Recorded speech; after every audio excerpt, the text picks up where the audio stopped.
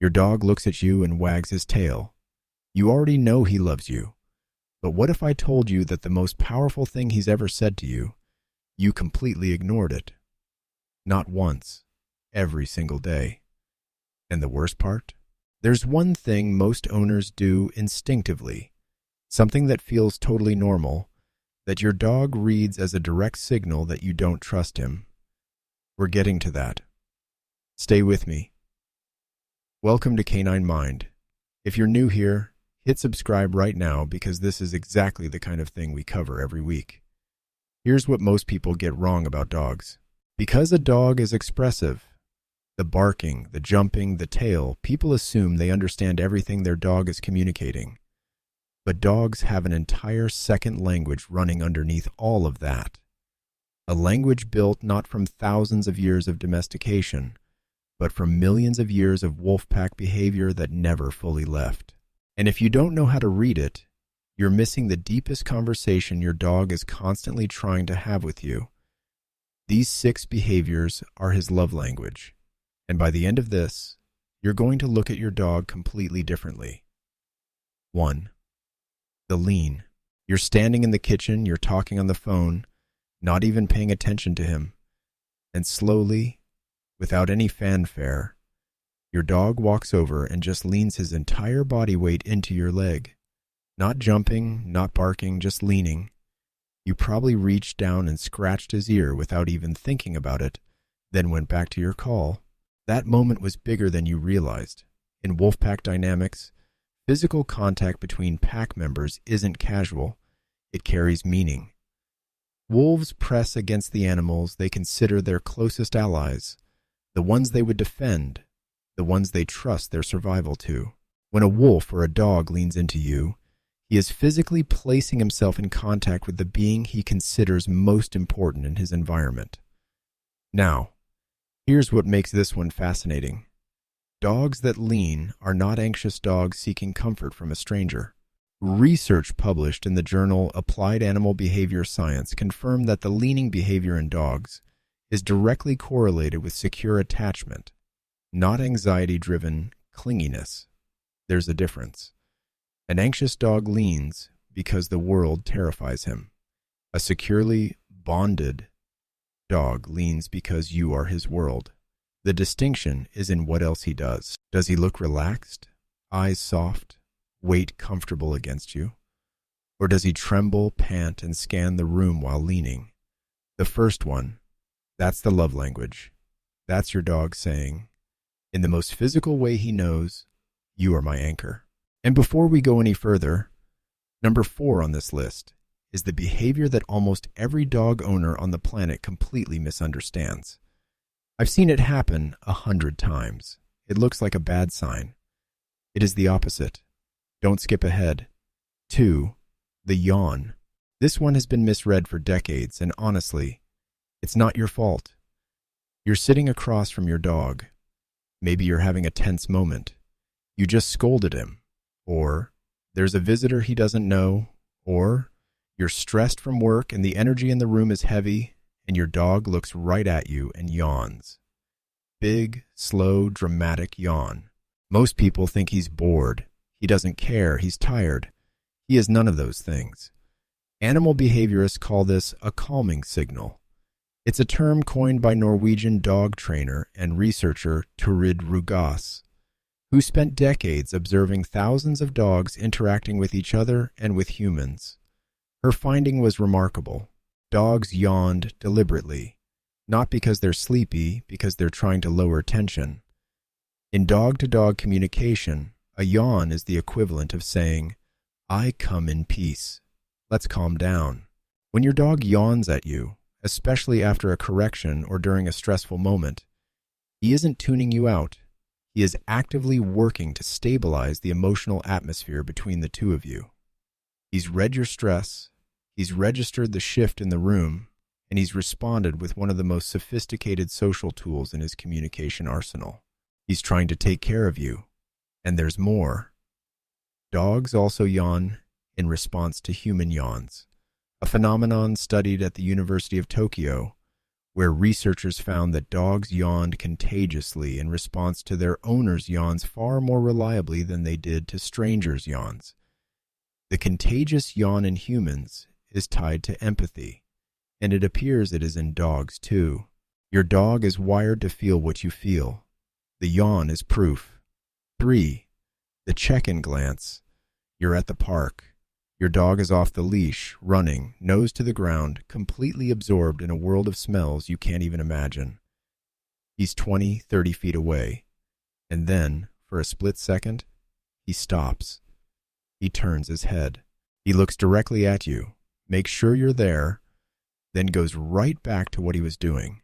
That look lasted maybe 1 second. It meant everything. This behavior has a name in animal attachment research.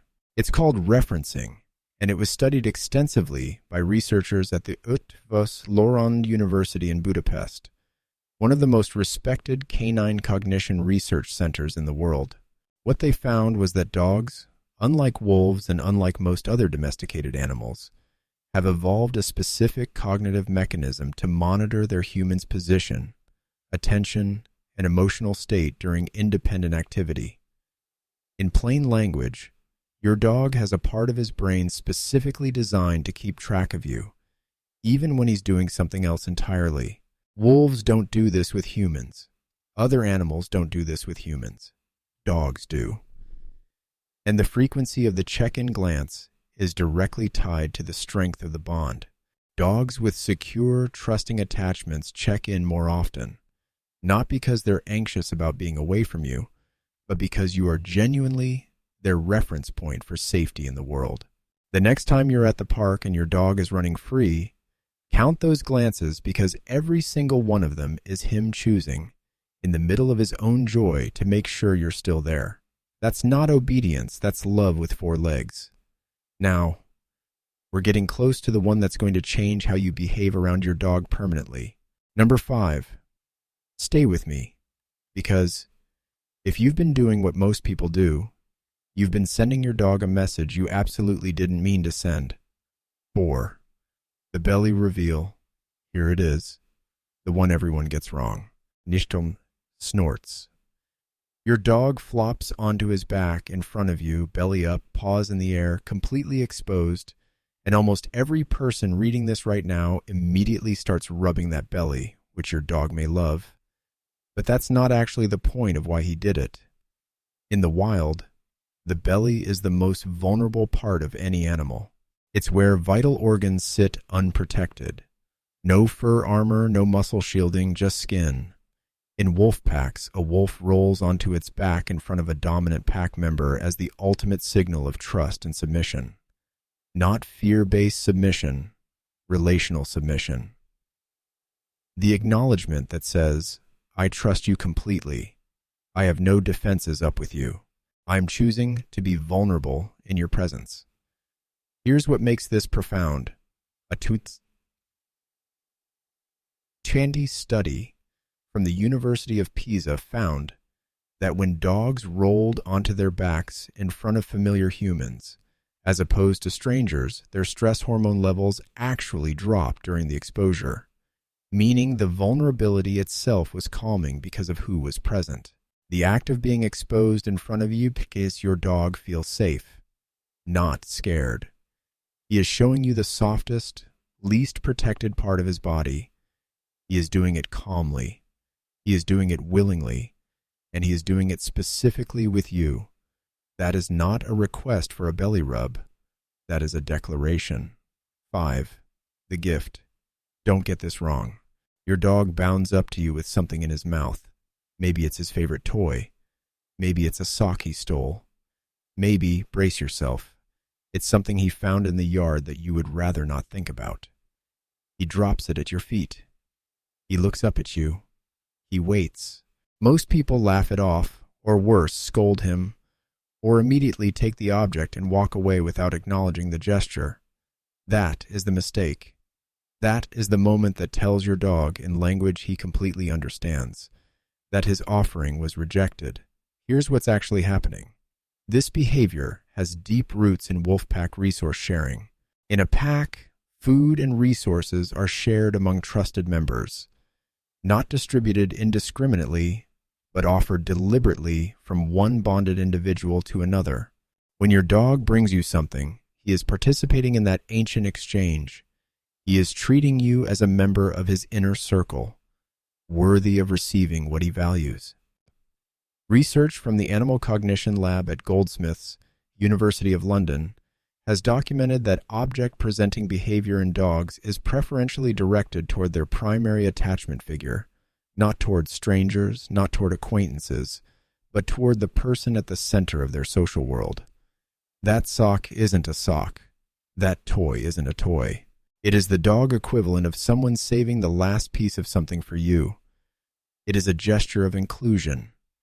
When it happens, and it will happen, acknowledge it. Look at him. Say something warm. Let him feel that the moment landed. Then, after he's satisfied and moved on, handle it however you need to. The acknowledgement costs you nothing. The rejection costs him more than you know. 6. The reset lean. In after correction. This is the one that will genuinely stop you in your tracks. You've just corrected your dog. Maybe he jumped on a guest. Maybe he got into the trash. You said no firmly. Maybe you raised your voice. The moment passes and then, sometimes within 30 seconds, sometimes within 2 minutes, your dog comes back to you. He doesn't cower in the corner. He doesn't hide under the table. He walks back over, sits close to you, maybe presses against your leg, maybe just makes calm eye contact and stays near. Most people think, he forgot already. Dogs have short memories. He's fine. That's not what's happening. A landmark study published in Learning and Behavior found that dogs have a highly developed capacity for what researchers call social resilience, the ability to repair a social bond after a rupture.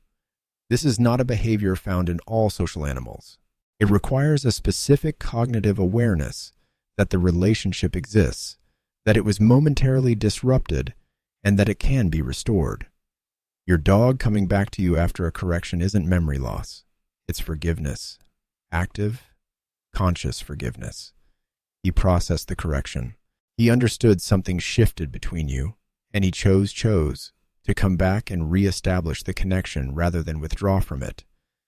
That requires more emotional sophistication than most people ever credit their dog with. And here's the part that will sit with you. He comes back every time, not because he has to, not because you're feeding him, because the bond is more important to him than the discomfort of the correction. Because in his entire world, you are the relationship worth repairing.